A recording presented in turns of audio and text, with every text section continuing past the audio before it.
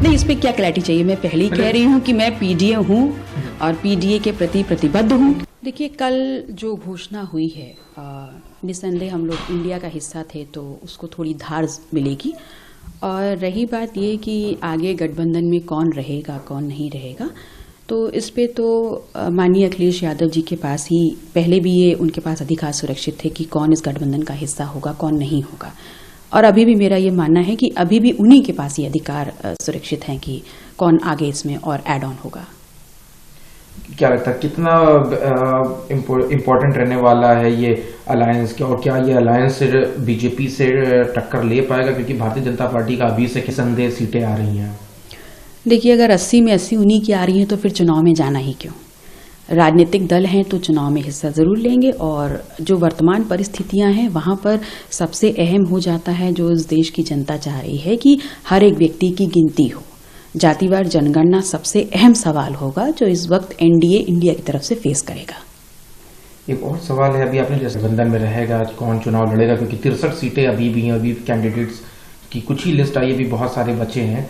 आपका क्या है, क्योंकि being alliance of Samajwadi party आपने 2022 में चुनाव साथ लड़ा, उससे पहले भी आप साथ में थी, तो अभी का क्या पॉलिटिकल सिनेरियो रहने वाला है? देखिए, 2022 में भी हमारे गठबंधन का नेतृत्व माननीय अखिलेश यादव जी कर रहे थे।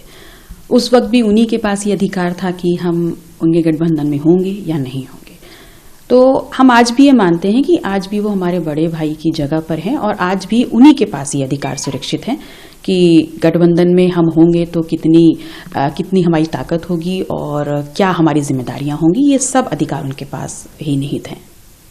तो क्या अभी आपके अखिलेश जी से लोकसभा को लेकर बात हुई है, क्योंकि आपकी भी पार्टी हिस्सा है और जाहिर सी बात है ये इंडिया के सभी हिस्सा हैं, तो लोकसभा में कहां से लड़ने की या कोई इसको लेकर सीट की बात हुई है? नहीं, अभी ऐसी कोई चर्चा नहीं है।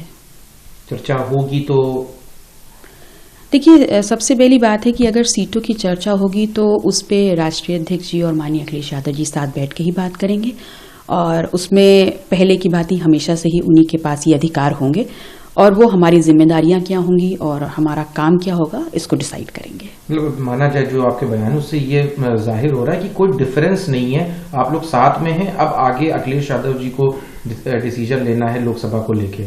हाँ, हम पहले भी साथ में थे, आज भी हम साथ में हैं और गठबंधन में हैं, और वो हमारा नेतृत्व कर चुके हैं 2022 में। तो जैसा भी जो भी काम हमारे लिए वो समझेंगे, ये सारे अधिकार उनके पास हैं। एक सवाल और है, राज्यसभा चुनाव ये को लेके आपने अपनी आवाज बुलंद करी थी और उस पर अपने अपने विचार जाहिर किए थे। अभी क्या है, आप वोट करेंगी, कैसे वोट करेंगी, किसको वोट करेंगी? देखिए, मुझसे पीडीए अलग नहीं है, मैं पीडीए हूँ, और पीडीए दीवार पे लिखा हुआ कोई स्लोगन नहीं है, ये जन भावना है, और उस जन भावना को उसके प्रति हम प्रतिबद्ध हैं। तो जब मैं पीडीए हूं तो पीडीए से अलग कैसे होना है? तो आप किसको वोट करेंगी? मैं अपनी बात पे आज भी अडिग हूँ।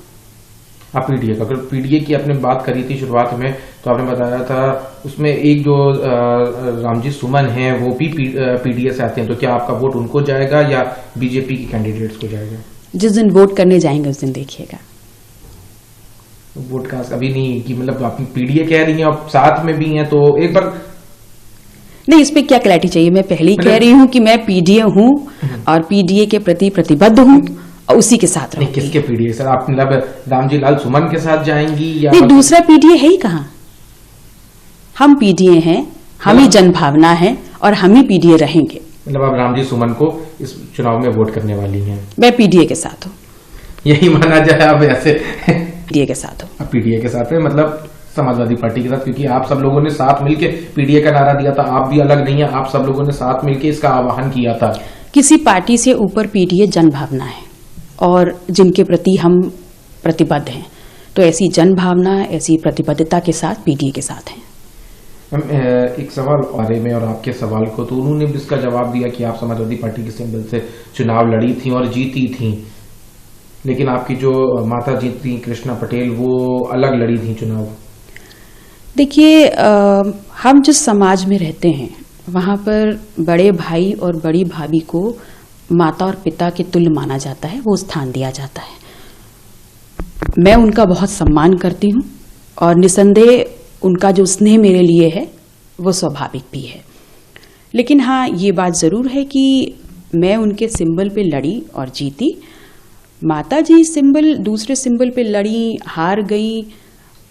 इसके अलावा उस गठबंधन में जो आज हम वर्तमान समाजवादी पार्टी के विधायक हैं, उसके अलावा भी 200-250 सीटों पे हम सिंबल पे लड़े थे, तो वो भी तो हारे। तो हार और जीत का पैमाना कभी भी पार्टी का सिंबल नहीं हो सकता, ऐसा मैं मानती हूँ।